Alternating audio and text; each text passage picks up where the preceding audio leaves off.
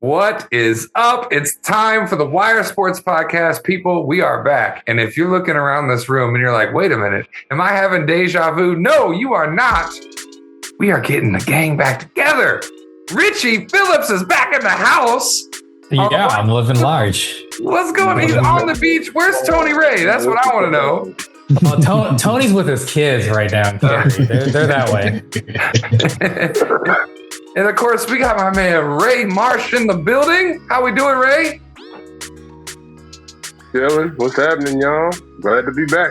Good to see you, man. Good to see you. And it couldn't be the Wire Sports Podcast without. Let's do it right today. Who? Oh, me. Yeah. What up, And we are missing one. We're missing one. That's Trey. He will be back with us on our next episode. Things are changing a little bit, and that's actually going to be our first topic today. I do want to go around the room as normal and just catch up with the guys, see how we're all doing. But just to let you know, you're going to be able to catch the Wire Sports Podcast every single month in its entirety in a full episode. We'll be releasing a ton of content this time around, guys. A lot more digestible, shorter, easier to digest clips on all platforms. So keep a lookout for that stuff. We'll be pumping that through the social media channels here shortly. But same show, same fun. We're going to add a whole bunch of new twists, games, things to talk about. And we're still going to cover all the sports that you love. And we're still going to be really tapped in to what you want to hear and what you want to talk about. So make sure that you're blowing up the comment section. Hit us up with some messages. And if you're not following, come on, what are you doing? What are you even doing? Guys, it's been a minute. We've had life and we've done some restructuring as a company. And we're back.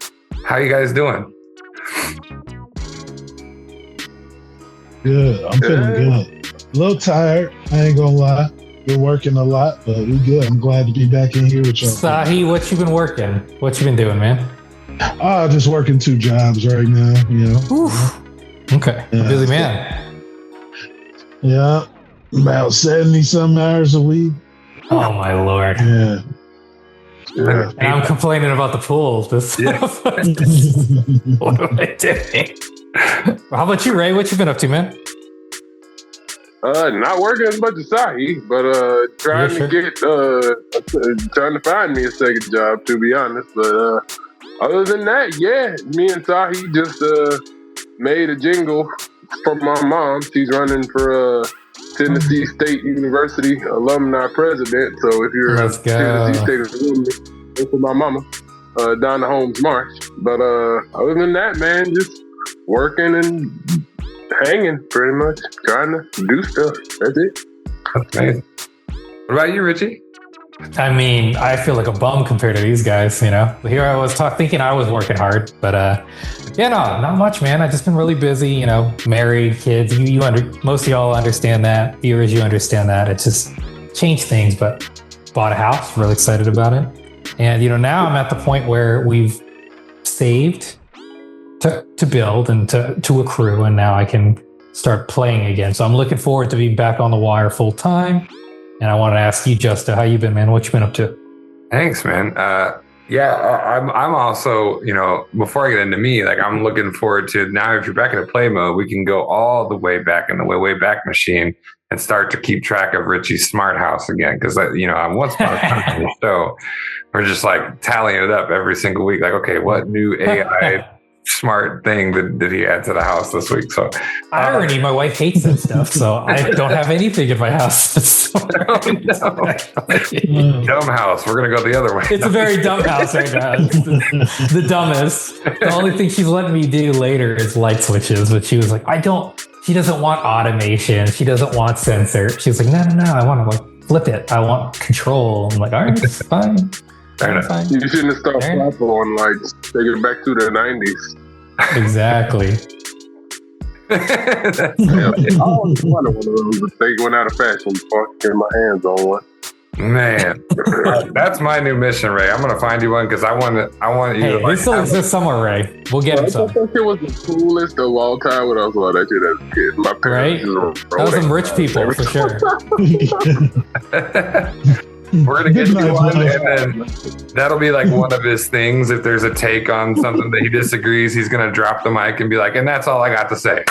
Lights go out. Lights go out. Let's go. Oh, I can't wait. I mean, good, man. I can't wait. Nothing crazy. We moved into the house, so we've fixed up the studio. I took on a lot more responsibility at work, stepping in an interim like senior leadership role, and so some travel with that. But got to go to New York and see a couple of shows. That's one of the benefits of like being in this role. Is I go once a quarter, and at night I'm too tired to do anything crazy. I'm getting too old to go party and such. So got to see a couple of what I imagine will be featured on the Tonys shows, and stay tapping with that. I'm acting again. I had a callbacks last night, so I'll be able to update you guys. Heck yeah. But yeah, man. All right. Well, I told you, I promised you viewers that we were going to come back. We came back. We got the band back together almost. We're gonna have the whole group together on this next episode. But today we're going to talk about a big event that just happened, WrestleMania. We're going to talk a little bit about a couple of other things. We're going to play some games. We're going to catch up on the wild world of sports. There's going to be so much going on that you're not going to be able to keep up. So you have to follow us so that you know where you're at. It's the Wire Sports Podcast, baby. We're back, and it starts right now. I'm going in, it's 1st and 10. I'm a legend boy, a champion. They can't match the flows, the X's and O's. I'm breaking the code, true devastation about to unfold. They calling me Derek by the way I roll. Bet you never ever seen a pro this cold. I float like a butterfly, sting like a bee. I mix with Iron Mike and the great Ali. I'ma run it back, believe me, baby. I fathered the game, call me Daddy Brady. I'm like that, try be like this. Sammy Sosa, that boy don't miss. It's the return of the greatest. Any way you name it, I'm everybody's favorite. I'm bringing the pain and bringing the fire. Hey, stay tuned, it's going down to the wire.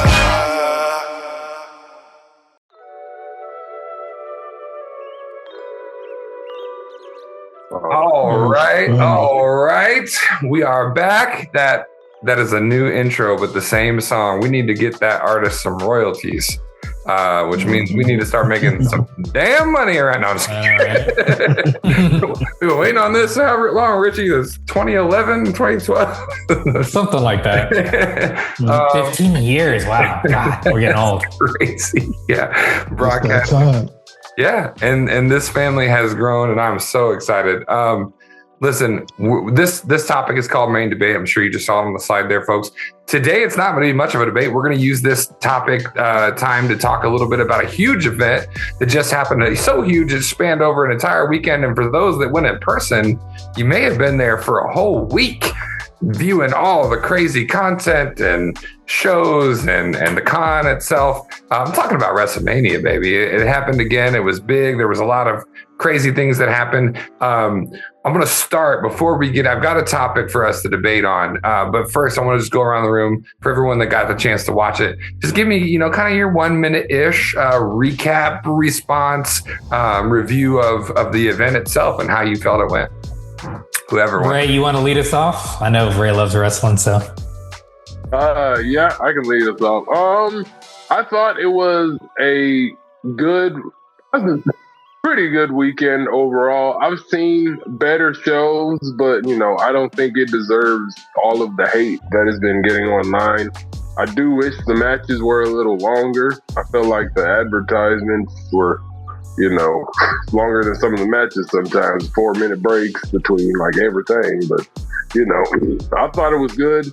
My MVP of the weekend, selfishly, it would probably be the tag match just because I love Paige so much.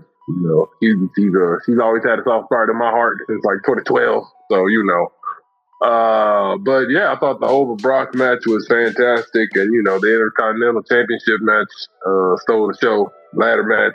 So yeah, good weekend overall. Pretty good weekend. Love it. Love to hear it. Sahe, did you get a chance? I'll go next. Sahe can go. Yeah, go ahead. That's all you can go. I didn't really get a chance to watch all of it. I've seen a little bit here and there, highlights and things like that. One of the biggest highlights that I've seen was Jelly Roll smashing Pat McAfee through a table. That was ridiculous. He had to get Pat had to get, taken out of there on the stretcher. He's okay now, but He's wearing a neck brace. yeah. He was in bad shape. They call that selling the injury in the business. Yeah. You said what? I said they call that selling the injury in the business. I think he was hurt. If you got Jelly Roll coming at you through the table like that. Let's call if this is Jelly Roll 2 years ago, then I would be a little more. Yeah, but he flew through the air with some speed. He did. He was already getting beat up before that. So, I mean, that was interesting. I like all Ray's points, but yeah, I mean, I know it was a good night, but I guess it's getting some hate. I don't know why. I did have another point to bring up, but I'll let everybody go before I bring up why it's actually getting a lot of hate or some hate. Yeah, I was gonna say I got my minute. I can go over a lot of what. So one of the hate Ray already addressed, which is short match times and long advertisements. This is the TKO special. This has been the concern people have been having. The prices have been getting more expensive with the tickets. There's a lot of things going on. The women's matches average 7 minutes, right? So, for example, Liv Morgan, like that was supposed to be a really big match with Stephanie Vaquer, and it was 6.5 minutes. So, and there was a lot going on. That was I don't want to say it, a typical, feud. They hated each other, and they got less than 7 minutes. And we'll get into the nuance afterwards. I love the Oba thing too, Ray. We'll probably talk into it later. My minute's almost up, so I'll just have to say, I mean, come on, man. You got to acknowledge him. That's Roman Reigns. To me, that was the match. I don't disagree with the Intercontinental, but that was one of the better main events I've seen, period. That was that kind of made the event as a whole not be so bad. There was getting a lot of hate, but that main event literally kind of saved the day. And I'm sure we'll talk more about day one and day two. So, yeah. Ray, did you have a follow-up point you wanted to throw in there before we move to the debate question? Yeah. Well, what is your question first? Because in case you ask it, I don't want to, step over you. Yeah. So my question is, a lot of, I think all of us here, to some degree or much higher, have been watching for a very long time, and WrestleMania has undergone some changes. If you were to watch now versus say 2010 or 2000 or before, you're going to see a whole different show. Nowadays, it is a shorter event, but it's over 2 nights. And then again, like I mentioned, in person, there's quite a bit, it's like a whole week of entertainment that's going on. And I think you can watch that on stream too, versus what used to be kind of this big Sunday, at least as I remember it, all day super event. Which format is better? Is this better digested as like a Super Bowl style all day Sunday, get up early and start cooking all the fried stuff you're not allowed to eat most of the time and just sit down and watch 6 straight hours of amazing wrestling? Or do you like this newer, kind of more modern, digestible, I'm going to use that word a lot today, I guess, like 1 to 2 hour a night situation? That wasn't what I was going to. Oh, yeah, go ahead. If you don't mind, I'll take this one. So I think in theory, I prefer 2 nights. In practice, not currently. So for example, like you mentioned, it was about 6 hours, 5 hours, 6 hours in one night. And don't get me wrong, like we're talking about, it's super cool, but it's also, hard to appreciate certain matches. And then you have kind of those filler match to kind of get the crowd back down so that way they can build back up. So by separating them, you give the opportunity for more storytelling and more time in matches. And ironically, like we're referring to, it was the opposite because there were more commercial time than there were match time outside of very particular matches, which maybe we'll get into that nuance, maybe we won't. For example, Roman Reigns and CM Punk got 38 minutes and everyone else averaged 5 to 6 minutes. Now, there were a couple matches, Intercontinental, etc. But the point being is 3 matches got extended time, 3 didn't. The other problem I have is Triple H's booking. He's choosing to do this. He said it multiple times on 2 nights. The SummerSlam is the same thing. They're starting to do the big 4. The goal is to have Saturdays and Sundays, not just one night. More money. Hey, I'm not hating on that. Let them make more money. We get it. But balance the cards. What Triple H is doing is he's making night one kind of like the slower, not as important night as night two. I fundamentally disagree with that. Like, you have so much talent, and this is what I do want to say, like, and I'm taking up a lot of time, I apologize. There is more match talent in terms of the quality of wrestling now than there has ever been in a long time. Now, we just lost some great guys like AJ Styles, for example, but the quality of the in-ring talent is significantly higher, yet we're getting less match time than the guys that was more promos and, like the dramatization that we did love as children. But what these guys and gals are capable of in the ring is top notch. So like the 2 nights should be amazing, but like the way they treat the TKOing of this and Triple H's booking choices lately, it's been disappointing. Honestly, like outside of that, night 2 saved night 1. And it's disappointing to say that it should have been equal. They had the opportunity. You had Cody Rhodes and Randy Orton. That was such a cool story. And it just was a dud because they didn't give him time. It didn't hit. And Cody's been knocking it out of the park.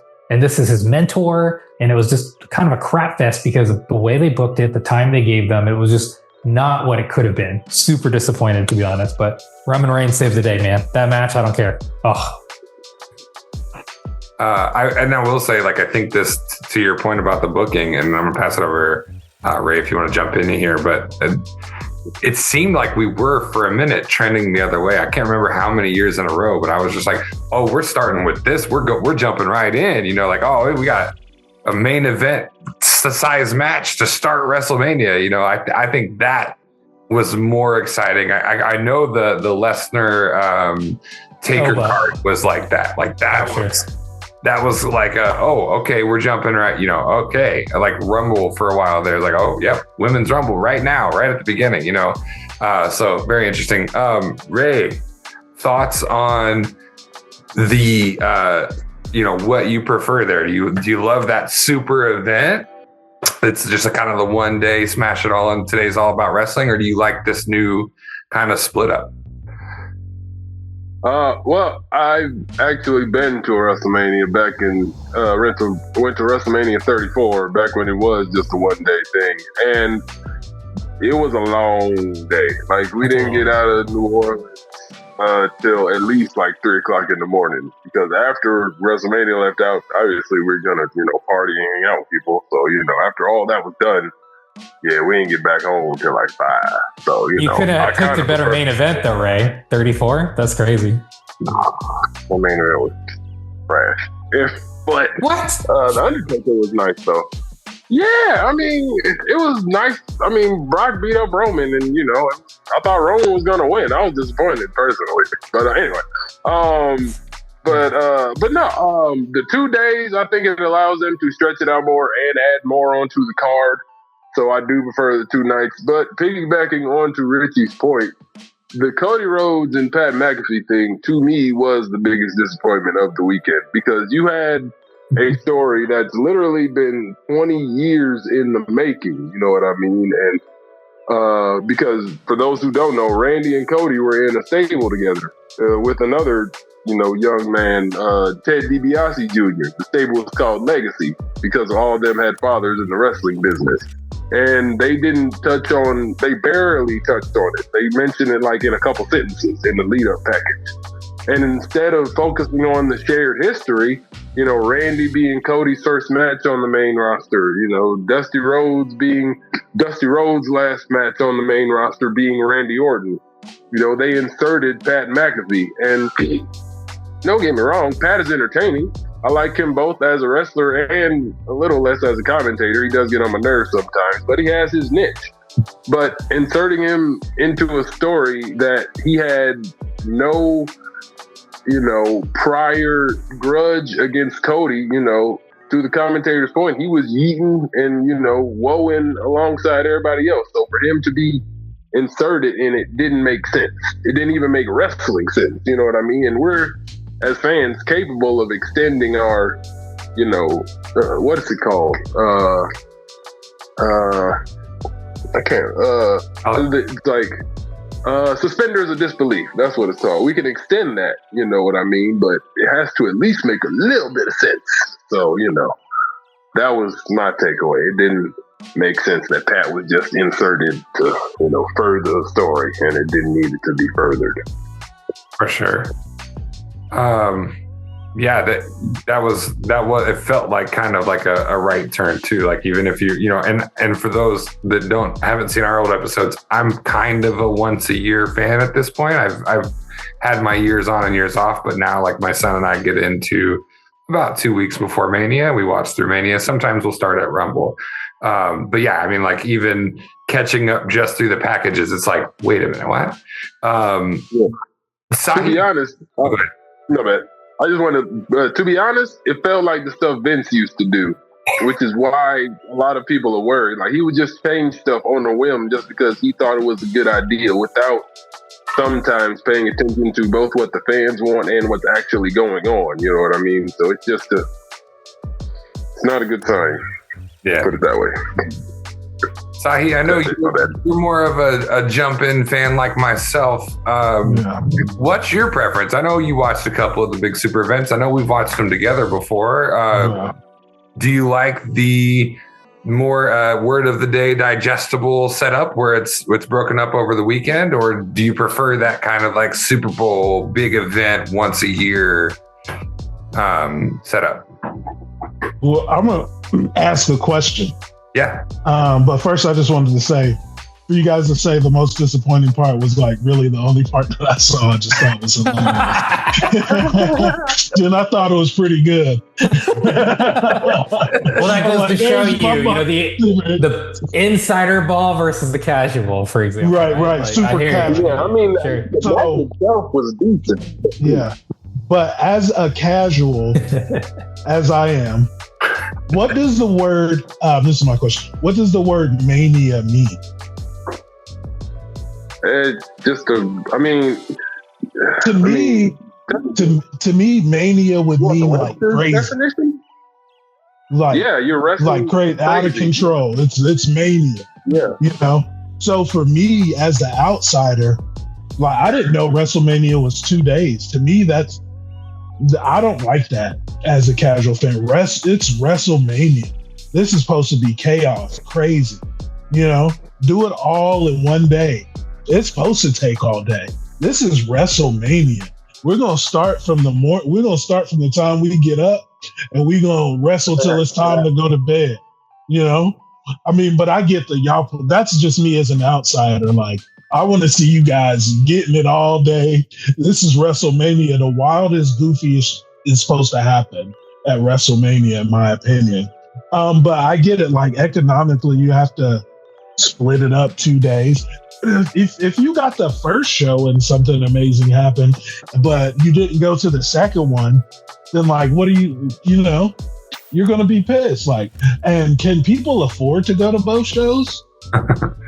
Unless you buy a package, and that's you got to pick and choose. So it's like, if I just want to come and see like a first time fan for wrestling, like, oh yeah, I was there at the first part, but I couldn't go to the second one, so I'm not sure. Like, if I'm a first time fan, I'd want to go to WrestleMania and see it all. Yeah. So I don't know. Well, I like it all, but. Yeah, that's an interesting thought too. Like, I'm sure the revenue doesn't show it because, to Richie's point, the price of everything is going up, and like this model allows for them to kind of set up some additional, like, hey, this is going to cost X amount more. Obviously, it benefits you now to buy some kind of 3-day, 5-day pass that includes the con and things, but like the attendance itself, this is probably a topic for another day, but the attendance itself is also dipping backwards. Like their big attendance announcement was like 50 and 56 or 52 and 56, and we used to see numbers above 70 pretty frequently at WrestleMania. So I think, like, again, revenue may not indicate this because of the inflation of everything, right? And like the fact that it's over 2 nights, and probably a lot of people could only afford a single ticket and didn't get an opportunity to pass. And like the times that I've tried to go, like I've noticed the passes go like that. And so if you're not like waiting in a queue, right, then you miss out. So, great conversation, more than we've ever gotten out of a good wrestling conversation. And be ready for that, because I think if these guys have their choice of a segment each month, we may get a wrestling segment in monthly. Yeah, I can definitely do that. Hell yeah. All right. Well, we've got another exciting segment coming right up. Don't go anywhere.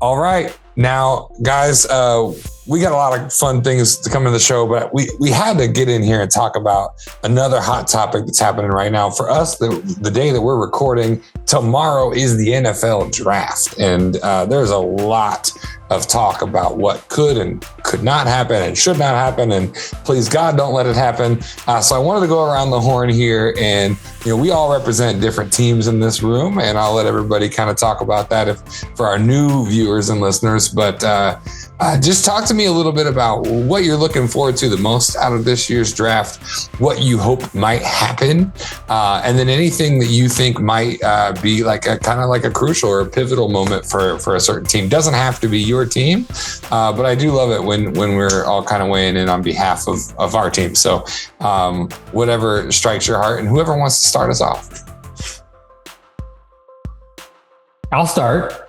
Yeah, you guys already drafted. My team already drafted.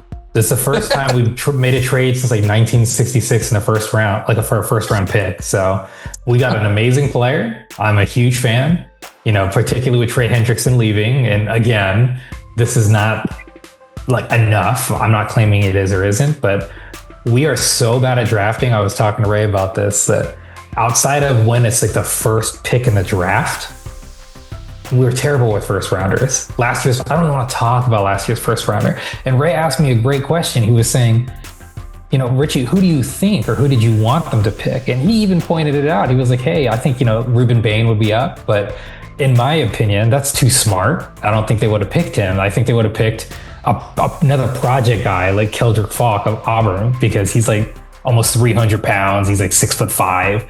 The Bengals like size and like stats, but not like skill. I don't mean anything. Maybe Keldrick Falk will be amazing, but he had 2 sacks. So for emphasis, 2 sacks, giant dude, everything Mike Brown wants. So I'm just so glad this happened that I can just sit back and relax, because I'm comfortable when they do second round draft, third, fourth. It's the first that they always stink it up.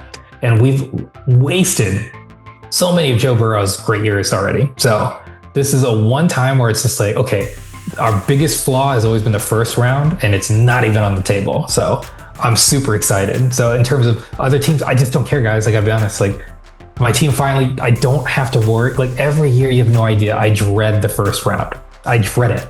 It's because I know they're going to draft somebody who's freaking terrible, right? When you look at our first rounders, it's because they didn't have a choice. AJ Green, Jamar Chase, Joe Burrow, like all of our first rounders have always been because we stunk, and it's like it was obvious who we had to take. And whenever we were in a position of power, or like when our standings were good, we'd always draft trash in the first round. We'd make it up in the second and third, but you got to hit on your first round picks. And I know it's not the most critical thing, but come on, that's where the best teams succeed, is the first round.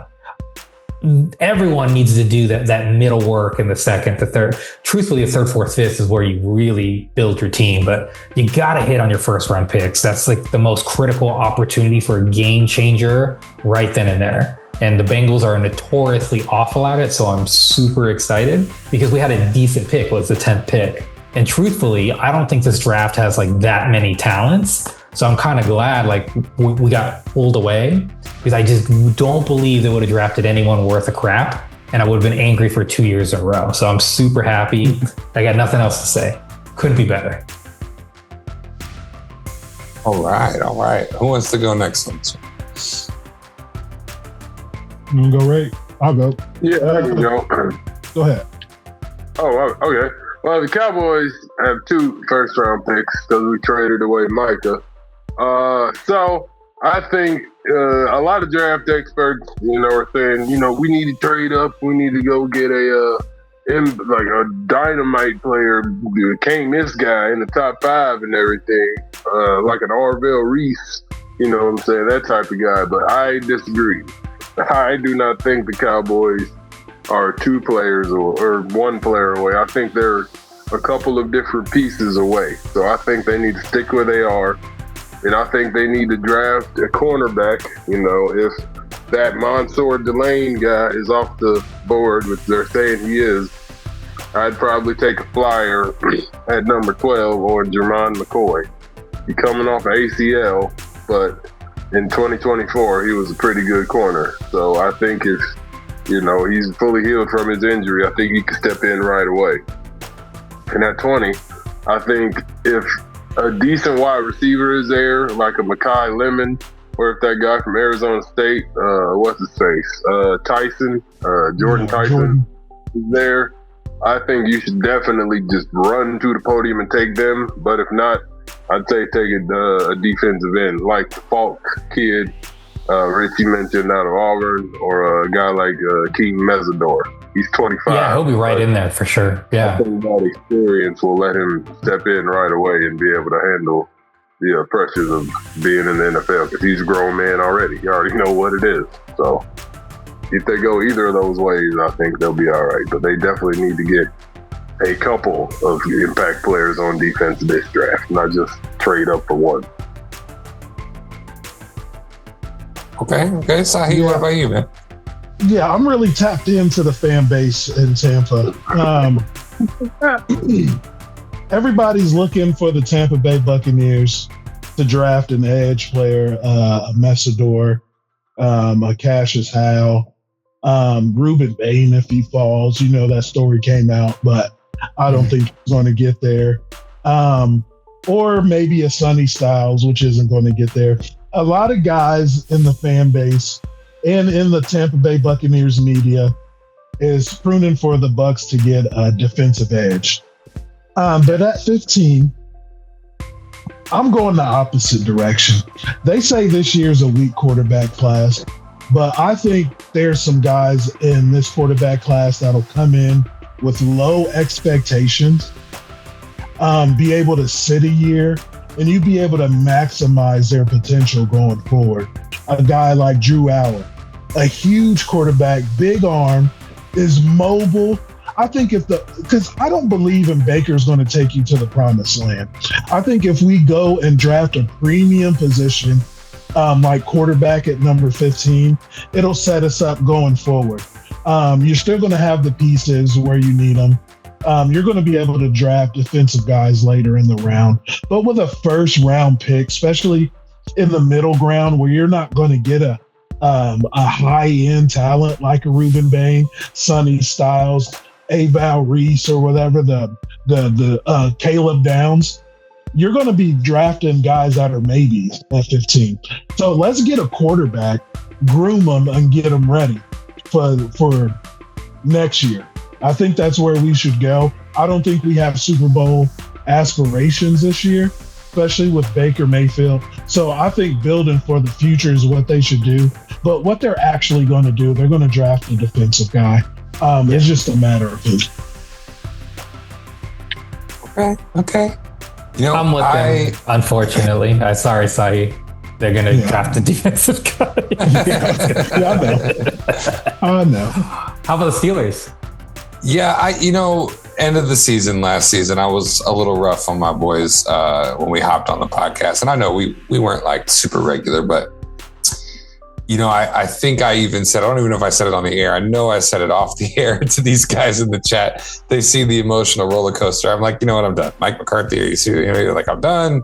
I don't want to go from, like what I consider non-mediocre, which everybody was whining and calling mediocre, winning season after winning season, to like somebody else who I would call mediocre, so I was going to give up on the Steelers, but I tell you what, I calmed down. The blood has settled. I've been watching the forums. Sometimes I hate my own fan base more than I hate like the haters that talk shit on the Steelers, because some of the stuff that I'm hearing around this draft is like, Fernando Mendoza's in like possibly in striking range for us. Like we could bring in another quarterback. We've got one. He had a year behind Aaron Rodgers. He is a solid growing talent that I think is worth getting behind. And if we never get behind one of these young quarterbacks, we're going to be playing this carousel game with one old guy and 3 guys that never touch the ball for the rest of our lives. So give Will Howard a chance. Don't worry about over investing on a quarterback at this draft. Focus in on the offensive line. Let's get a receiver 2 or 3 in there. Get somebody to go compliment. Oh my God, DK. Jaden. Well, yeah, I mean, yeah, get somebody to compliment DK, but also like, you know, I think we could get, yeah, I think like quarterback's not. What happened? I'm sorry. What happened to the running back y'all drafted last year? Johnson, Which one? I think. Oh, Caleb Johnson. Jalen Warren's been running it instead. I don't know. Yeah, I think don't focus quarterback. You know, if you get another one, get him late. I think Will was really well placed in the draft and kind of a steal for where he was, like several, like right before or after Sanders. So like I think that was the right place to get him. You gave him a year behind a veteran quarterback with a tremendous amount of success. He's been the workshop. He's a humble guy that's willing to learn and doesn't want to like be passed around and moved around because he's not getting the start. Is exactly why we need to start him. If we would have stuck with Justin Fields when we had Russ in front of him, we may have had a better quarterback already. So like, don't overinvest there. Fix the line. Get another receiver or 2 out there. Get another safety. Build the pieces that we need to build as a team, and don't overinvest at QB. I would disagree with you about that Justin Fields point. Yeah, I know, but I can bring it up because Trey didn't come this week. So I'm just kidding. He's going to see this and be like, first of all, before I say anything else this episode, fuck Justin Fields. Well, I've always been a Justin Fields hater myself. All I'll say is that boy's had enough chances. I'm done with him. He's had enough. Who gets to see with the Jets? It's the Jets, though. Like, when he had competent coaching around him, he was 4-2. Like, I don't. He was. Ray, I hear you, but Tim Tebow also had a winning record that didn't make him a viable quarterback. Beat the Steelers. I'm sure. I mean, and again, that's what I'm getting at. We're on the same page. I got to bring up old shit. I'm not talking. Of course, he wasn't the best quarterback in the world, but when the game was on the line, he was a winner. And I'd say he has. This is not important, but Tim Tebow definitely has less ability than Jalen Hurts. But I do think he showed he was capable of winning and leading people behind him. So I think if you worked with him and got his throw in motion, at least to a degree where it wasn't like super fucking slow, you know what I mean? Like he would have succeeded. But John Elway chose Peyton Manning, which I would have done too. But I still think if Tim Tebow had a legit chance, he would have been decent. Right, yeah, we're on the same page. I don't want to go too long on the segment. I was joking because it's the white guy who didn't really get a chance, and then the black quarterback who actually got like 7 chances. It was just kind of ironic because like Tim never got a shot. He was doing decent, and then it's like he beat the Steelers, and it's like, see you later, kid. Then he went to the Jets, just like Justin Fields, and never saw the field again. Ironically. I think that's a topic we can bring up another day too. Is like, it'd be fun to do that. I'd love to shit on Justin Fields. Well, no, I think it's the new mentality of football. Like it's starting to lean into that NBA. We talked about it before, but like unhappy goes somewhere else. Trades are happening a lot more frequent. You don't see, like Justin Fields doesn't get replaced by Russell Wilson at healthy. He may go on to his first like knockout winning season. He was trending that direction. Russell Wilson got healthy, came in and stunk it up the rest of the season. So I don't know about that, my friend. The Steelers are not going to win anything. He's not sexy enough to throw for 175 yards a game and run for 125. It's not sexy, but it's winning. I mean, Hey, that was a tough. Just for reference, and I'm trying to make the segment end longer. I apologize. Tomlin made that decision. Just for reference, okay? Everyone, I think he was wrong. My whole point, Mike McCarthy and Tomlin, we keep, and I'd love to debate this later, right? Because again, I think poor Mike McCarthy gets too much flack, and Mike Tomlin doesn't. And I'm not crapping on Mike Tomlin, but they're really comparable careers if you really look at it. I'd love to talk about it some other time because, again, the winning records are really close. McCarthy poops in the playoffs, but quite frankly, my issue with Tomlin is he never won in the playoffs except for one time, and that was when he had an insane team with Ben. Realistically, Technically, well, yeah. He won 2 Super Bowls. He lost that one. What? well, I mean, lost is what I'm getting at. You know what I mean? Like, Yeah. more than I love this. I'm gonna be that's for another day. I'm gonna be in the editing room, just like, oh, another topic for another episode. We're gonna have a nice little I love to runway. compare Mike McCarthy and Tomlin because I know I'm on the hot take side because I'm not Yeah. saying he's better, but it's a lot closer than people like to talk about. The battle of the mics, we'll call it. The mic. Oh, mic drop. Oh my God. Oh. Okay. All right. We're gonna go. I ain't trying to go 9-8 for 7 years in a row. That's all I'm trying to say. Next segment's gonna be a lot of fun, guys. So don't go anywhere.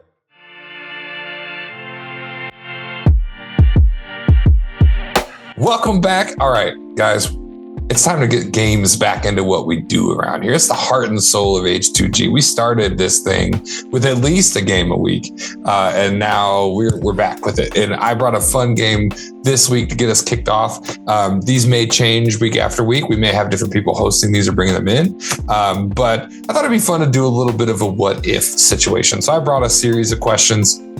These are based on historical sporting events. I'm going to pose the question and I just give me, around that 1 minute take of what you think the natural outcome would have been, or like just react to the question if you'd like. So it's kind of even requires 1 minute. Let's be honest. Yeah. Let's see what they are. Some of these, I'm curious. Yeah.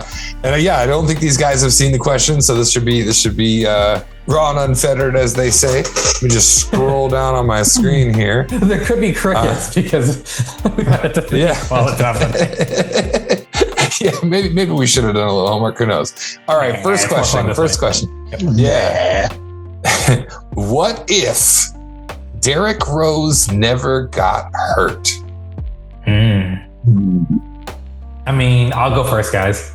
I mean, he'd have a hell of a career. I still don't think they would have won. Like, you know what I mean? Like, from that perspective. So D Rose would have made more money. He might have even got another MVP out of it, but I still,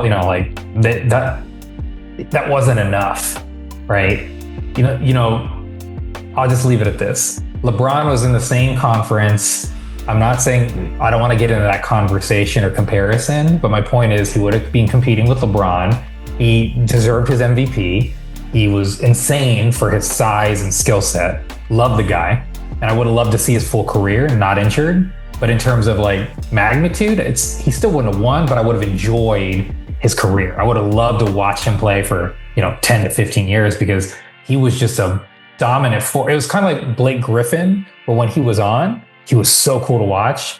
That was D Rose to like the 15th degree. So I would have loved to see the highlight reels, the game winners, the grit. He's an amazing person and he was such a cool guy to watch, but I don't know what we're comparing it to. So whole career, he still wouldn't have won a championship. I'm going to have to disagree, Richie. Oh, I was about to go there. I was going to disagree too. Oh, you guys think you know what? I'll just say this. If D Rose never got hurt, he marries Gabrielle Union. Oh my God. That's a wild LeBron James goes from Cleveland to Chicago. And they win together 17 NBA championship. 17. But don't they drive to the basket, Sahe? Hey, they'll figure they would have got like Ray Allen or something. They would have got a shooter. Sure. Okay. I think LeBron plays with D Rose if he doesn't get hurt. And D Rose is basically D Wade. They just straight out. Hey, I'm not hating on that. I didn't see it coming, Sahe. That's why I love doing any show with you, because I don't think anyone else would have ever conspiracy theoried that question. But I love it. No, I think if Derrick Rose hadn't gotten hurt, I think he would have continued to challenge LeBron in the East. And I do think eventually, just like LeBron broke through versus the Celtics and the Pistons, I think Derrick Rose eventually would have broken through and won at least one title, and then influenced LeBron's thing there for it. But LeBron was inevitable. And I think Derrick Rose had a hint of inevitability in him. Is just the injuries got him. You know what I mean? And even with the injuries, he still challenged LeBron when he came back to Cleveland in 20. I can't remember when that series was, when they changed. Game winners. But and that was him at 80%, but he still was giving it to him. So I think if he didn't get hurt, I think him and that team, because he had a hell of a team in Chicago. He did. He did. Carlos Boozer back when he was bald and wasn't trying to color in his hair. What's his name? Young Jimmy Butler. Did I say Joakim Noah? His crazy self. So Luol Deng. That's what I was thinking of. So he was. Duke alone. But I mean, I think they would have eventually challenged LeBron and eventually broke through. Well, I'll tell you what, Gabrielle Union, never thought I'd hear that with Derrick Rose and the Chicago Bulls, but here we are. Did not expect that at all. All right, let me take you guys back to a game called Super Bowl 49. What if the Seahawks ran the ball at the goal line? I mean, it's obvious. I think Russell Wilson. I think the tide would have been stemmed a little bit, but I think Pete's desire to make him a hero probably would have won out in the end. So, as soon as another opportunity came up, I think he would have, thrust him into that position. But I think they become the new dynasty in the NFC, and Tom Brady eventually retires with less Super Bowls because he can't beat the Seahawks. Interesting. Sahe? Yeah, I'm going to say that team sticks together another 2, maybe 3 years. Marshawn Lynch, of course, wins the MVP, retires a hero. And Russell Wilson never goes to the Broncos. He's in the GOAT conversation, even though it's unanimously Brady, but he's not in the GOAT conversation at all. And that prime Russell Wilson was a bad boy. So that second Super Bowl at least gets him in the conversation. Pete Carroll retires. He doesn't, he goes out on his own terms. Yeah, that whole Raiders thing's never happened because they all were just chasing for that Super Bowl their whole career. So they don't have anything to chase if they just give it to Marshawn right there. Yeah, I'm going to keep it short and sweet. I agree with the guys. I think Sahe's, more with Sahe than Ray in the sense that I think there's about a 3-year extra window. I think they win at least one more championship. I think at least Russell gets 2, arguably 3. Again, you put him in that conversation of winner, in that category with Montana, et cetera, still below Brady. The narrative changes on Russell, even though it's not really warranted. The Legion of Boom sticks around a little longer, putting up with his crap, so to speak. And they were a great team. And that discourse and, Marshawn laughing in Pete Carroll's face is hilarious to me. I think the memes alone was worth what happened. That's all I'm going to say. But if it didn't happen that way and it was a real football decision, you have a different conversation. The Seahawks are a mini dynasty for sure, like everyone said. All right, I'm gonna do one more NFL, and then I'm gonna throw it off to finish it off. And this is fun, and I love that these are going a little bit longer than I thought, so we don't go through so many. But what if the 2007 Patriots complete the perfect season?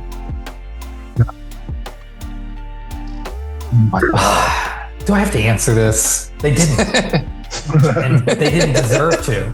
because they were so they were so good. Don't get me wrong, they were so good, but they were so arrogant. I'll never forget when Tom was like, "Ooh, you scored 14 points." Yeah, you did, asshole.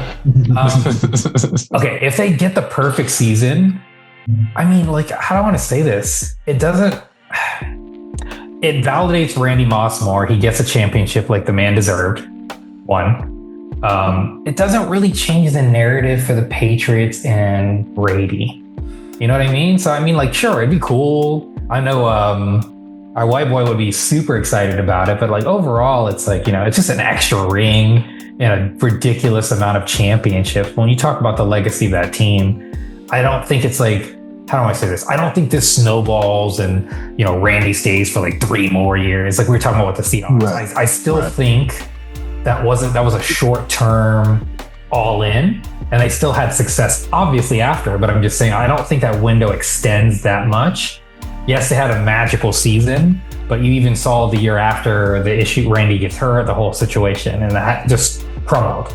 So even if they win, I don't think that realistically changes much other than history books, Randy getting the championship he wanted, Junior Seau getting the championship, all those conditions, but like, I don't know, man. I don't feel like it would have been that big of a magnitude other than, holy crap, undefeated, greatest season ever, yada, yada, yada. I do. Because that would have been 4 championships in like 5 or 6 years. In 6 years, yeah. Like, that would have extended the dynasty. And I think, that Brady wouldn't have had that 10-year gap in between. I think, him continuing the winning streak would have propelled them on into the 2010s and kept them winning championships. And I think that would have prevented Peyton from winning one and Big Ben from winning one. And, all those other guys that rose up to the occasion. I think, that wouldn't happen if Brady. So, Ray, you think they're getting 10? You think he's getting 10? I think he's knocking on the door. Because that's the only thing that kept him from it, that 10-year gap where he was still trying to figure it out with the new team that he had, because after that, like you said, the offense kind of scaled back a little bit and they stopped spending as much money. But I think if that had worked, they would have validated that philosophy. So, fair enough. The dynasty continues.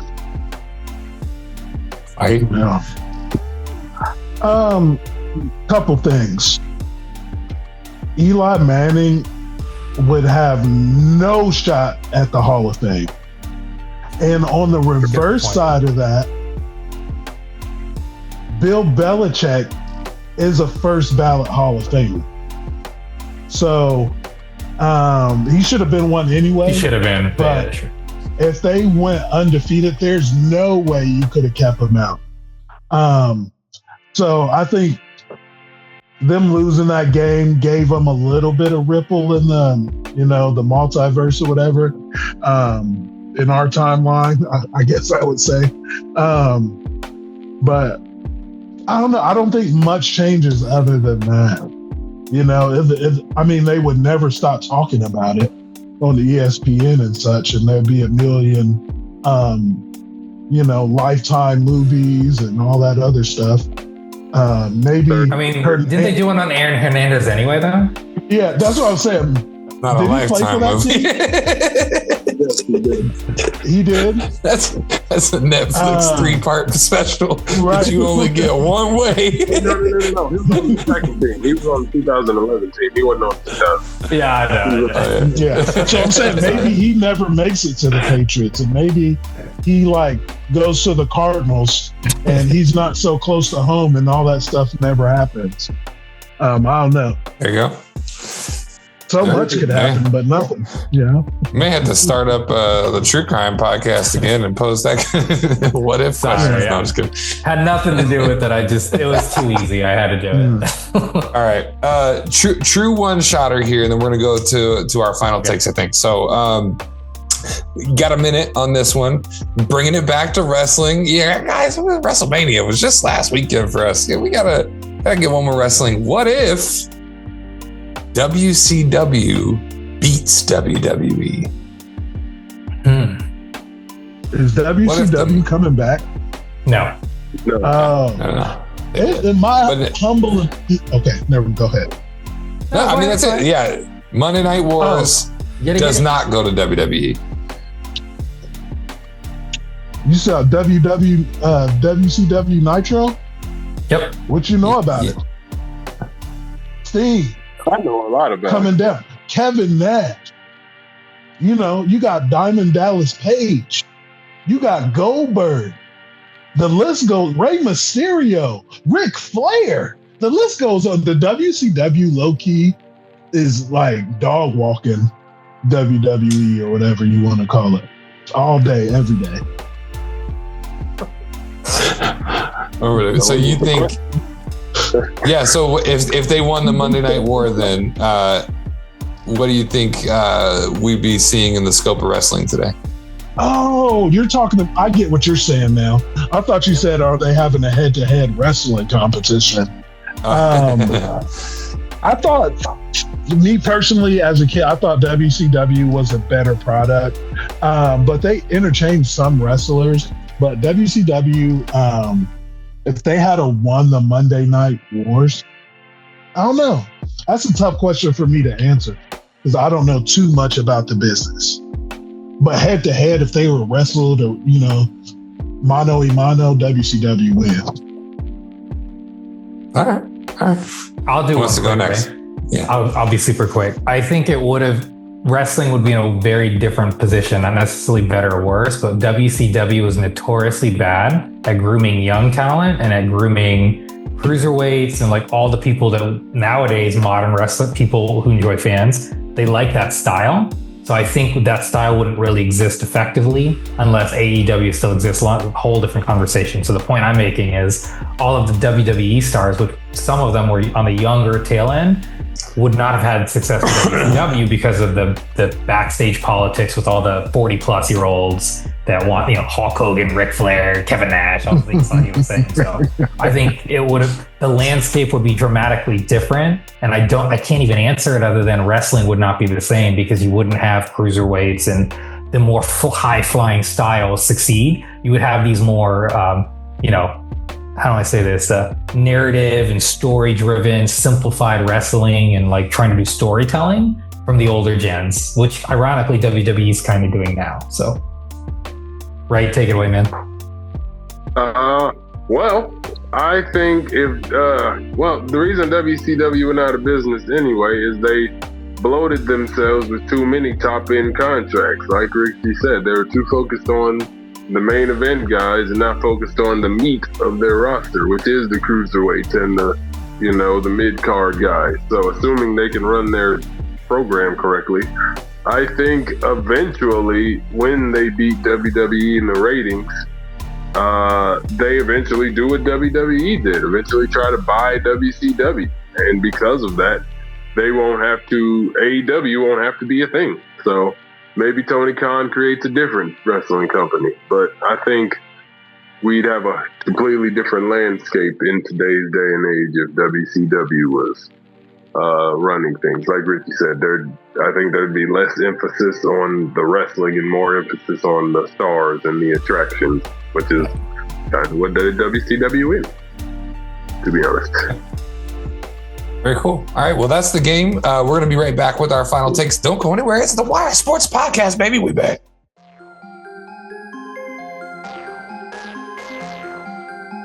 All right. I hate to do this on our first episode back, but it's time. You know, it's the end of the episode. We got to go to our final take. So we'll go around the room. It does not have to be sports related. Just as a reminder, this can be whatever your final take for the world is as it is. If you followed HCG for a long time, we've had a variety of formats, a variety of podcasts that we've run, and we're all very passionate people, so we don't have as many platforms to do it. I always like to leave this space to be whatever you want it to be, advice for the week, or the month, I should say, until our next time. Whoever wants to go next. First.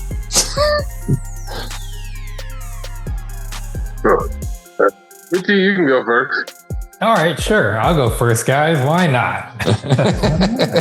Yeah, normally I would try to have some sage thing ready and planned, but again, you know, we're getting back in the groove and it's not something I'm consciously trying to behave or stand around. I would just say, you know, the world's got enough of being jerks lately. Just be nice to people, man. Like, be nice to people. Just be nice, and I will see you guys in a month. Well, I'll see the viewers in a month. I'm sure we'll be talking, but nonetheless, be nice to people. Be kind. Everyone deserves it, even if you don't like them. Love it. I'll go next. I was thinking about what I want to say because I didn't want to butcher it, but Bruce Lee has many quotes, but one I came across today says something along the lines of, an interviewer was asking him, how do you achieve peace? And he says, it's a choice. Bruce Lee said, it's a choice of what you intake, it's a choice of what makes you mad, and it's a choice basically of what you allow into your orbit and everything. Not saying you shouldn't be conscious of things and you shouldn't work to make things better, but peace comes when you can work for something and not allow it to affect you on the inside. You have to be aware, but you can't let it tarnish your soul. You know what I mean? Because there are a lot of terrible things going on out there, and you have to be aware of them to fight them, but you can't let them taint you. Because if you do, then you're no better off than what you're fighting against. So keep a cool booty and keep a calm mind and keep going forward. Keep a cool booty. No, I don't think I've heard that before. Yeah. I just think it's funny they launched Artemis 2 on April Fool's Day. They did it for people like you. Yeah. You don't believe in the iPhone photos? I don't know. I don't really. Brother? You said what? I said, you don't believe the brother who's piloting the thing? I mean, I don't know. Yeah, I don't know. It's all kind of funny to me. Mm-hmm. We'll see. Hey, I just want to go. I want to strap me up. I got to see it. I'm trying to go to, Mars and, travel across the planets and all that. But we don't have the technology to do it. So it's just like, man. And what are we even going there for? Do they got a Popeyes out there? What you mean? This is the start, Sahe. You don't want to see the world from the top of the world? I'm not going to the moon until they get a Burger King. BK. Yeah. Get up there. You can have it your way. That's what I want. You know what I'm saying? That's the real BK Lounge. a moon whopper. Moon Whopper. Got like alien splooge on it. Yeah, that's the special sauce. The special sauce. Whoa. That's not where I thought that final thought was going. I didn't think the remade Whopper was going to lead to that. That is not what I expected on my bingo card. I'm Or glad. Gabrielle Union in Chicago. So Yeah. Full of surprises. Love it. just jokes. It's good to be back. I think that's my big thing is do something that you love. This is something that we all love to do, and we never hold each other to any kind of against the flames when life doesn't allow for it. But it's damn good to be back talking about things that we love with the people that we love and that we like to be around, and looking forward to this new kind of era of. We've been at this for 10 seasons, and then give or take, because some of those seasons had like 42 episodes. So, I mean, we've made over 500 episodes of content since the very beginning of this, and that's a huge accomplishment. And I think us taking it to the next level is going to be really exciting. To kind of follow Richie into the sunset here, there's too much going on. I think there's a lot of places we could go with the conversation about who wants you to be upset about what, why. But if you really think about it, this is a good opportunity for you to take stock of have you done the things that you wanted to do? And if not, why? What's stopping you? Don't settle for a day-to-day grind that's going to drive you into the mud. Pick a dream and follow it. I would say, obviously today, tomorrow, the next 5 minutes is not promised. And so you got to choose what you're going to do at that time. And I wouldn't recommend using that time to just fill your day with hate or bullshit or division or, just hyper fixating on the things that are around us, because truthfully, like, while we should always fight for change, we're not making any big changes by spending all day staring at it. So do the right thing, live, laugh, love like it's your last. Got to throw one of those in there. And hey, stay classy, you fuckers. For the next month, you got to stay classy. And we'll see it. This is the Wire Sports Podcast.